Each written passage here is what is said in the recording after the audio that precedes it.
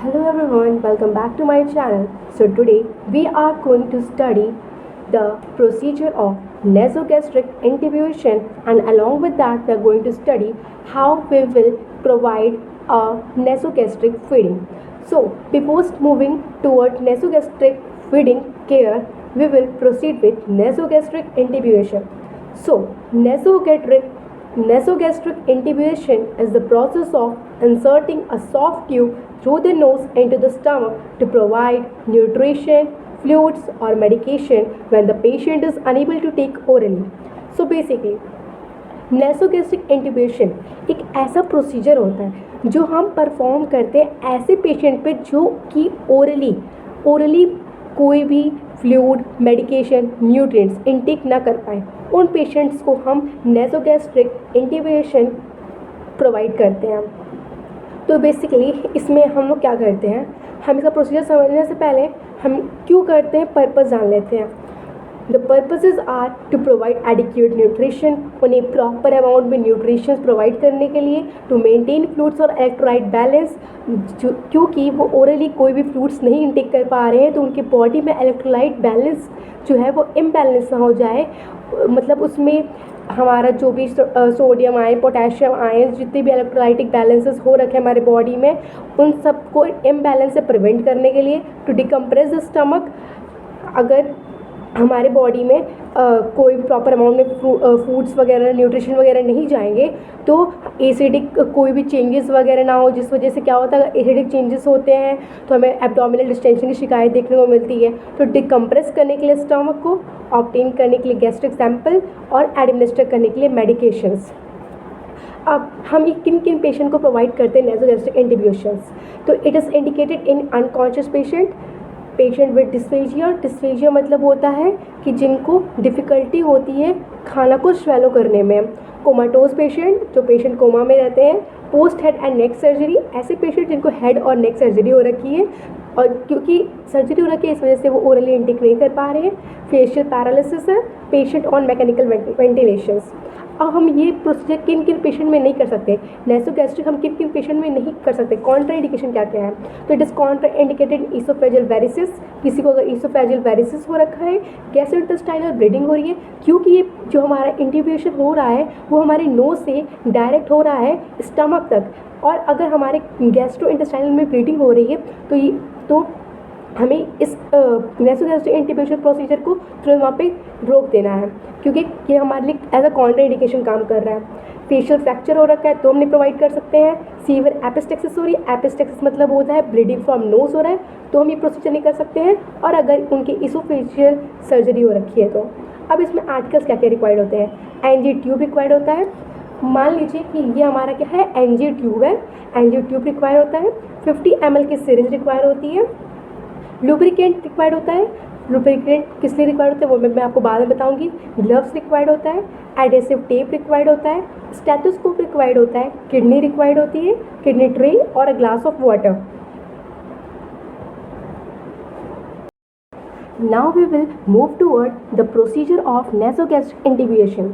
So firstly, we will explain the procedure to the patient and take consent. Then we will perform hand hygiene and wear gloves. तो सबसे पहले हमें क्या करना है, सबसे पहले हमें जो प्रोसीजर जो हम करने जा रहे हैं वो हमको पेशेंट के पास जाके, अगर पेशेंट कॉन्शियस स्टेट में है तो हम उन्हें समझाएंगे कि हम आपको नेसोगैस्ट्रिक इंट्यूबेट करने वाले हैं और क्यों करने वाले हैं, सब हम रीजंस बताएंगे जो हमने पर्पजेस में पढ़ रखा है। और अगर पेशेंट हमारा कॉन्शियस नहीं है तो फिर हम अटेंडर को बताएंगे कि हम आपके पेशेंट के साथ ये प्रोसीजर परफॉर्म करने जा रहे हैं और क्यों करने जा रहे हैं। तो हमने समझा दिया ताकि उनकी एंजाइटी रिड्यूस हो सके। उसके बाद हम क्या करेंगे, हैंड हाइजीन परफॉर्म करेंगे। हैंड हाइजीन परफॉर्म करने के बाद हम ग्लव्स पहनेंगे। ग्लव्स हमें क्रॉस इन्फेक्शन से प्रिवेंट करता है। फिर हम पेशेंट को, सपोज करिए कि हमारा ये पेशेंट है, सपोज करिए हमारा पेशेंट है, ठीक है, सपोज करिए कि ये देखिए ये हमारा कौन है, पेशेंट है। अभी हमारा पेशेंट है वो क्या है, लेटा हुआ है, ठीक है, सुपाइन पोजीशन में। हम अब पेशेंट को प्लेस करेंगे high Fowler position to prevent aspiration. हम इतना कुछ कर लिए, ग्लव्स पहन लिए, अब हम पेशेंट को हाई फाउलर पोजीशन मतलब कि मान लीजिए ऐसे आपका ऐसा बेड है, पेशेंट को हम ऐसे लेटाएंगे। अभी पेशेंट हमारा ऐसे ही था सुपाइन पोजीशन में, हम उन्हें सेमी फाउलर पोजीशन देंगे, 30 to 45 डिग्री पोजीशन देंगे। आप देख सकते हैं जैसा कि 30 to 45 डिग्री हमने पोजीशन दिया, ठीक है, हमने दे दिया। हमने उनको क्यों पोजीशन 30 to 45 डिग्री दिया, ताकि एस्पिरेशन ना हो सके, मतलब कि उन्हें जैसे वॉमिटिंग वगैरह फिर कोई भी गैस्ट्रिक सिक्रेशन है वो बाहर ना आ सके, इसलिए हमने उनको ऐसे पोजीशन दिया। फिर हम then I will measure the length of the tube from nose to ear to sternum and mark it. अब हर पेशेंट की जो साइज़ होती है वो डिफरेंट होती है, तो हमें कैसे पता चलेगा कि हमको कितना बड़ा हमारा एनजी ट्यूब होना चाहिए। एनजी ट्यूब को हम रायल्स ट्यूब भी कहते हैं, तो हम उसे कैसे मेजर करेंगे, तो जस्ट इमेजिन ये हमारा क्या है, एनजी ट्यूब। तो हम क्या करेंगे, पेशेंट के पहले नोज से, मान लीजिए ये हमारा पेशेंट था, पेशेंट के नोज से हम ईयर तक पहले मेज़र करेंगे, पेशेंट के नोज से हम ईयर तक मेज़र करेंगे। मान लीजिए ये हमारा पेशेंट है, ठीक, पेशेंट के नोज से ईयर तक, नोज से ईयर तक पहले वैसे रख के मेज़र कर लिए एनजी ट्यूब। उसके बाद नोज से ईयर तक मेज़र करने के बाद हम ईयर टू स्टर्नम करेंगे। हमने नोज टू ईयर किया, ठीक, इतना हमारा नोज टू ईयर आया। अब हम ईयर से स्टर्नम के, ये जो है हमारा स्टर्नम जहाँ हमारा एंड हो वहाँ तक, पहले नोज टू ईयर किया, अब ear to nose to ear इतना आया, अब यहाँ पे प्लेस करके ईयर टू जहाँ लास्ट स्टर्नम है वहाँ तक मेज़र कर लिए, ठीक है। अब हमारा इतना आया, यहाँ से यहाँ तक हमारा नोज टू ईयर था, यहाँ से यहाँ तक हमारा ईयर टू फिर स्टर्नम था, इतना हमारा आ गया। हमें पता चल गई कि हमारे पेशेंट में कितना बड़ा एनजी ट्यूब जाना है, ठीक है, ये पता चल गया। फिर हम मार्क करेंगे length of the tube, mark कर लिया। After that I will lubricate the tip of the tube and insert it gently through the nostril. अब हम क्या करेंगे, अब हम जितना हमें इंसर्ट करना है, ठीक है, आखिर ये हम जो रायल ट्यूब है उसको हम इंसर्ट कर रहे हैं पेशेंट के नोज़ में। तो पेशेंट के नोज़ में जब हम इंसर्ट कर रहे हैं तो किसी भी प्रकार की ब्लीडिंग ना हो, कोई ऑब्स्ट्रक्शंस ना आए, इसलिए हम इस पर लुब्रिकेंट अप्लाई करेंगे। लुब्रिकेंट क्या होती है, एक जेली होती है जो प्रिवेंट करती है ब्लीडिंग वगैरह या फिर कोई भी ऑब्स्ट्रक्शन वगैरह ईजिली फैसिलिटेट एडवांस हो सके नोज़ के अंदर, इसलिए हम इस पर लुब्रिकेंट अप्लाई करते हैं। अब हम क्या करेंगे, हमने जेली अप्लाई कर लिया और इसको जेंटली हम इंसर्ट कर रहे हैं पेशेंट के नोज़ में, ठीक है। If the patient is conscious I will ask the patient to swallow water to facilitate insertion. अगर हमारा पेशेंट कॉन्शियस है तो हम उसको क्या करेंगे, हम लोग पेशेंट से बोलेंगे कि उसको पानी अब स्वेलो कीजिए, उन्हें हम पानी पीने के लिए देंगे। जब वो पानी पियेंगे और जब स्वेलो करेंगे तो कहीं ना कहीं जब वो पानी पी रहे हैं, स्वेलो कर रहे हैं, तो हमारा ये जो रायल्स ट्यूब फैसिलिटेट होगा और अंदर की तरफ, क्योंकि नोज़ के थ्रू, हमारा नोज़ के थ्रू ही ना माउथ से होते हुए स्टमक को जा रहा है। उसके बाद से फिर हम लोग खुद से एडवांस करेंगे, बिना फोर्स अप्लाई किए धीरे धीरे एडवांस करेंगे, मतलब आगे की तरफ बढ़ाएंगे ट्यूब को slowly. If the patient starts cough, लेकिन पेशेंट जैसे ही कफिंग स्टार्ट कर दे या फिर चोकिंग स्टार्ट कर दे या फिर वो पेशेंट जो है साइनोटिक होने लगे, मतलब कि ब्लोइज डिस्कलरेशन आने लगे, तो तुरंत उस प्रोसीजर को हम लोग स्टॉप कर देंगे। तुरंत उस प्रोसीजर को स्टॉप कर देना है इमीडिएटली, और आराम से स्लाइटली हम ट्यूब को क्या करेंगे, ड्रॉ करेंगे अपनी तरफ। अगर हम ये मान लीजिए ये हम अगर पेशेंट के नोज़ में कर रहे थे इंसर्ट, और अगर पेशेंट कफ करने लगे या फिर साइनोसिस के हमें सिम्टम्स देखने को मिले, तुरंत उस प्रोसीजर को वहाँ पे हम स्टॉप करेंगे और स्लाइटली करके निकाल लेंगे, ठीक है। उसके बाद से हम कैसे कंफर्म करेंगे कि हमारा जो रायल्स ट्यूब है उसकी प्लेसमेंट सही जगह हुई है कि नहीं हुई है।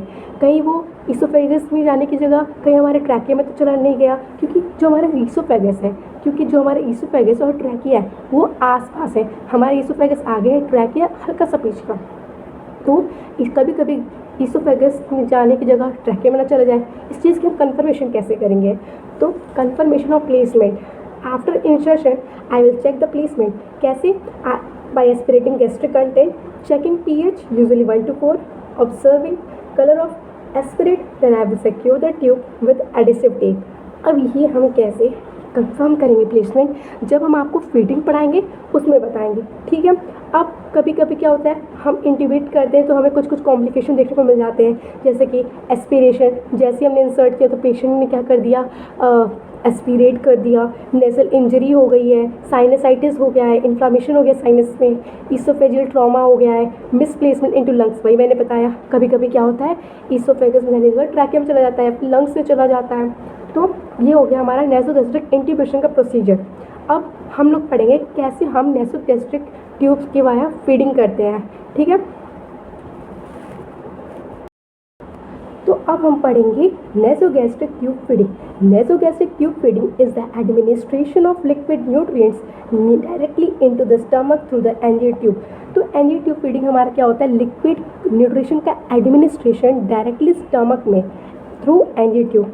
सबसे पहले हम ये क्यों प्रोवाइड करते हैं, पर्पस क्या इसको करने का, तो हमारा पर्पस है टू प्रोवाइड न्यूट्रिशन देना पेशेंट को, हाइड्रेशन मेंटेन करना, प्रोवाइड करना अल्टरनेटिव फीडिंग, क्योंकि हमारा पेशेंट उसको इंजरी हो रखी है, फेशियल पैरालिसिस हो रखा है, या फिर फेशियल किसी भी कुछ रीजंस की वजह से वो नहीं ओरली इंटेक कर पा रहा है, नहीं फ्लूइड्स का इंटेक कर पा रहा है, नहीं न्यूट्रिशन का इंटेक कर पा रहा, तो एक अल्टरनेटिव मेथड है, हम उनको कैसे हाइड्रेशन दे सकते हैं, हाइड्रेट कर सकते हैं, न्यूट्रिशन प्रोवाइड कर सकते हैं।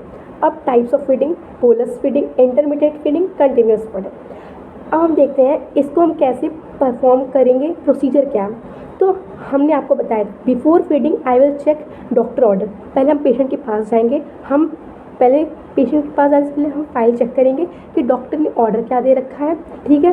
टाइप्स, अमाउंट, रेट, हमें एनजी ट्यूब जो हम परफॉर्म करने जा रहे हैं तो वो टाइप क्या है, अमाउंट कितना देना है, फीड करना है, रेट क्या होनी चाहिए फीड करने के।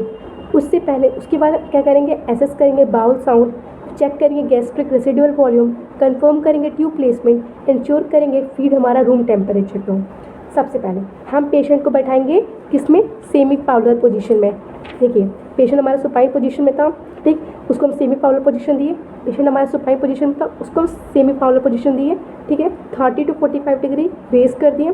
अब हम क्या करेंगे, अब हम उसको सबसे पहले, और डॉक्टर ऑर्डर भी चेक कर लिया है, अब हम बाउल साउंड को एस्कल्टेट कैसे करेंगे, ठीक है। अब ये जो मैं बताने जा रही हूँ आपको, एसेस बाउल साउंड, ठीक है, यही हमारा, इसके थ्रू ही हम चेक करते हैं कि हमारा एनजी ट्यूब सही प्लेस हुआ है कि नहीं। अब हम कैसे कंफर्म करते हैं, तो देखिए सबसे पहले हम क्या करेंगे, देखिए ये हमारा जो है वो पेशेंट, ठीक है, ये कौन है, हमारा पेशेंट है जो कि बेड पे सेमी पाउलर पोजीशन में लेटा हुआ है 30 to 45 डिग्री, ठीक है।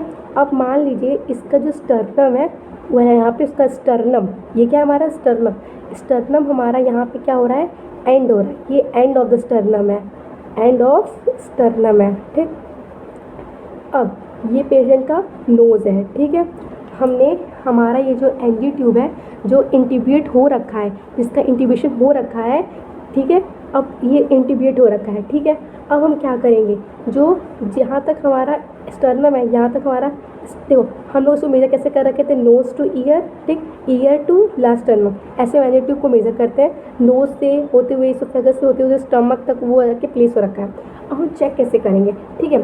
तो हमारा मान लीजिए क्या है, ये हमारा मान लो तुम लोग कि ये हमारा एनजी ट्यूब है, ठीक है। अब एनजी ट्यूब का जो हमारा एंड पार्ट जो निकला रहे, मान लो ये हमारा एंड पार्ट है जो निकला हुआ है, ठीक है। अब हमें इसको क्या करना है, फीडिंग करनी है। सबसे अच्छा इसको समझो, देखो ये क्या हमारा, ये हमारा एनजी ट्यूब है, ठीक है। एनजी ट्यूब क्या है, प्लेस है, ये क्या है, वो पार्ट, ओपनिंग पार्ट जो निकला हुआ है जहाँ से हमें फीडिंग करवानी है, ठीक है। जहाँ से हमें फीडिंग करवानी है उसको हम पकड़ेंगे, ठीक है, उसको हमने पकड़ा, ठीक, उसको ऐसे हमने, ऐसे एनजी ट्यूब था, हमने उसको ऐसे पकड़ा। अब हमें इसमें जो फीड देनी है, देखो ये रहेगा हमारा जो भी मेडिकेशन वगैरह जो भी हमें डॉक्टर ने रिकमेंड कर रखा है, जो भी उनका डाइट रहेगा, इसमें हमने प्रिपेयर किया, ठीक है। अब हम लेंगे क्या, सिरिंज, मैंने क्या बताया था कि हम लोग सिरिंज लेंगे, ठीक है। 50 ml सिरिंज लेंगे, ये 50 ml सिरिंज नहीं है, मैं आपको एज एग्जाम्पल बता रही हूँ, ठीक है। 50 ml हम लोग सिरिंज लेंगे, ठीक है। अब सिरिंज का ये जो हमारा प्लंगर पार्ट है, ठीक है, इसको निकाल देंगे। ये हमारा क्या है, प्लंगर पार्ट है, ये जिसको हम ऐसे इंसर्ट करते हैं, ये हमारा क्या होता है, प्लंगर पार्ट को हम निकाल देंगे, ठीक है। वो जो सिरिंज होती है 50 ml वाली, वो काफ़ी बड़ी होती है इससे, ठीक है, हम निकाल देंगे। ये हमारा एनजी ट्यूब था, इसका ये जो पार्ट निकला हुआ था, ठीक है, ये जो पार्ट था वो निकला हुआ था। अब हम लोग क्या करेंगे, इसको यहाँ पे ऐसे पकड़ेंगे। ऐसे क्यों पकड़े हैं, क्योंकि जब फीड देने जा रहे हैं वो तुरंत देते ही तुरंत डायरेक्टली चला ना जाए, इसलिए हमें स्लोली पास करना है, ठीक है। अब हम इसमें ऐसे लगा देंगे, ठीक है। अब हमने जो भी मेडिकेशन वगैरह जो भी प्रिपेयर कर रखा है उसको हम लोग इसमें डालेंगे, ठीक है। डाल दिया, ठीक है, जितना ml बोला गया था उतना ml हमने डाल दिया। अब हम क्या करेंगे, उसके बाद से जहाँ पे हमने एनजी ट्यूब को क्लैम्प कर रखा अपने हाथों की मदद से, उसको खोलेंगे तो हमारा जो भी मेडिकेशन है वो एनजी ट्यूब के होते हुए क्या हो जाएगा, एनजी ट्यूब के होते हुए फिर वो हमारा नोस्ट्रल के थ्रू स्टमक में चला जाएगा। जितना मेडिकेशन डॉक्टर ने बोला था उतना हमने प्रोवाइड कर दिया। अब हम एट लास्ट क्या करते हैं, 20 to 30 ml वाटर डालते हैं ताकि फ्लैश हो सके, मतलब कि कोई भी अगर क्लैम्प वगैरह बन गया होगा ट्यूब में तो वो ईजिली ऑब्स्ट्रक्शन जो है वो ब्रेक होके ईजिली चला जाए नोज टू स्टमक। उसके बाद से क्या करते हैं, ये प्रोसीजर हमने देख लिया। लेकिन अब देखो, अब ये प्रोसीजर करने से पहले हम क्या क्या करते हैं, ये जो मैंने बताया कैसे फीड देते हैं, इसको करने से पहले, फीड को देने से पहले हम प्लेसमेंट चेक करते हैं। तो अब हम प्लेसमेंट कैसे चेक करेंगे, हम बताते हैं प्लेसमेंट कैसे चेक करेंगे। ये हो गया हमारा स्टेथ का ये जो डायफ्राम पार्ट है, इस डायफ्राम पार्ट को हम लोग पेशेंट के स्टर्नम के last end of the sternum पे रखते हैं। ये क्या हमारा एंड ऑफ द स्टर्नम, हमने पेशेंट के एंड ऑफ द स्टर्नम पे रखा और अब हम क्या करते हैं, एस्कल्टेट करते हैं, ठीक। अब हम एस्कल्टेट करते हैं, ठीक है। अब एस्कल्टेट कैसे करते हैं, ये एंड ऑफ द स्टर्नम पे रखे हैं, ठीक है। ये एनजी ट्यूब का हमारा ओपनिंग पार्ट था, इसमें क्या किया हमने, एनजी ट्यूब के स्टर्नम पार्ट पे हमने ऐसे ये सिरिंज लगाया, यहाँ से हमने प्लंगर निकाल रखा है, ठीक है। अब ये प्लंगर हम फीड के टाइम पे निकालेंगे, लेकिन जब हम लोग चेक करते हैं तो ये प्लंगर क्या होगा, लगा रहेगा, ठीक है। हमने ये एनजी ट्यूब का एंड वाला पार्ट है, ठीक है। अब हम क्या करेंगे, इसमें 20 ml 10 to 20 ml, ठीक है, एयर इसमें हम इंजेक्ट करेंगे। एयर हमने जैसे ही इंजेक्ट किया, जैसे ही हम एयर इंजेक्ट करेंगे और साइड बाय साइड उसके अल्टरनेटिव साइड बाय साइड सुनेंगे भी, जैसे हमने एयर इंजेक्ट किया वैसे ही मुझे यहाँ पे एक साउंड प्रोड्यूस होगा। वो कौन साउंड है, बावल साउंड, जो हमें बताता है कि हमारा जो ये एनजी ट्यूब है उसकी प्लेसमेंट सही है, ठीक है, सही है। लेकिन ये हमारा पुराना मेथड है। अब नए मेथड में क्या है, इसके अलावा क्या करते हैं, इसमें जैसे हमने इसमें ये क्या कहते हैं, इंसर्ट किया एयर 10 ml, यहाँ पर तुरंत हमें एस्कल्टेट किया कि साउंड प्रोड्यूस हुआ, जैसे इंसर्ट किया वैसे एस्कल्टेट किया, साउंड आया। लेकिन अब हम क्या करते हैं, अब हम इसी एनजी ट्यूब से 10 to 20 ml जो है वो हम निकालते हैं गैस्ट्रिक सिक्रेशन निकालने के बाद उसका हम पीएच चेक करते हैं। गैस्ट्रिक सिक्रेशन में इतना निकाला, अगर गैस्ट्रिक सिक्रेशन आ गया उसका फिर हम पीएच चेक करते हैं। अगर हमारा पीएच 1 to 2 4 है, 1 से लेकर 4 तक है, तो हमारा फास्टिंग पीएच होता है गैस्ट्रिक कंटेंट का। इसका मतलब होता है हमारा जो प्लेसमेंट है एनजी ट्यूब का वो सही प्लेस्ड है, ठीक है। अब इतना समझ में आ गया। अब हम आफ्टर केयर क्या क्या देंगे, तो आफ्टर केयर हम लोग पेशेंट को अपराइट पोजीशन में 30 to 60 मिनट रखेंगे। ऐसे ही 30 to 60 मिनट हम प्लेस करेंगे क्योंकि कोई एस्पिरेशन ना हो जाए। उसके बाद से हम ओरल हाइजीन प्रोवाइड करेंगे, पेशेंट को फिर कंफर्टेबल पोजीशन देंगे। उसके बाद से हम क्लीन करेंगे, डिस्पोज करेंगे जो भी हमारे यूज आर्टिकल्स होंगे, हम हैंड हाइजीन परफॉर्म करेंगे, रिकॉर्डिंग करेंगे, रिपोर्टिंग करेंगे। उसके बाद क्या क्या रिपोर्ट करेंगे कि कौन से टाइप ऑफ की हमने फीडिंग दी है, अमाउंट क्या था फीडिंग का, टाइम क्या था फीडिंग का, पेशेंट का क्या रिस्पॉन्स था फीड कर रहा था, जब हम कोई कॉम्प्लिकेशंस तो नहीं आई। जैसे कॉम्प्लिकेशन क्या क्या आ जाती हैं, कभी कभी पेशेंट एस्पिरेट कर देता है इसलिए हम उसको अपराइट पोजीशन दे देते हैं, कभी कभी डायरिया साइन देखने को मिल जाते हैं, वॉमिटिंग करता है, ट्यूब का ब्लॉकेज हो जाता है, इलेक्ट्रोलाइट का इम्बैलेंस हो जाता है। तो इन सब का हम ध्यान रखेंगे। समझ में आ गया? Thank you so much for watching. I hope you will like this video. If you like this video, don't forget to like and subscribe to our channel. Thank you. Bye bye.